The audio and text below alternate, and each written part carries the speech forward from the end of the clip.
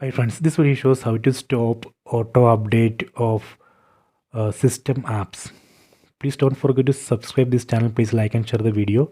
Go to settings, select this settings icon, go to apps. In some TV model we have to go to device preferences. There we would be able to find apps section. Let me select apps here, then go to see all apps, then select from this installed apps list, select Google Play Store. In some TV model we have to go to system app. We have to select this show system apps. There we would be able to find Google Play Store. So let me select Google Play Store from here, then select open. Now I have opened Google Play Store app. Then on top right corner select this profile icon,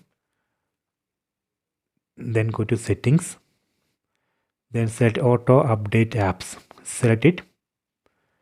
Here we have to, you can see here I have enabled auto update apps. So if you want to disable auto update of system apps, we have to disable this option. Select this second option, don't auto update apps.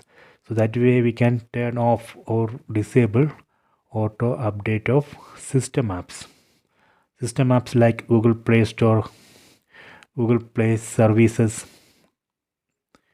So this way we can disable it. So I hope you have enjoyed this video. Please take it.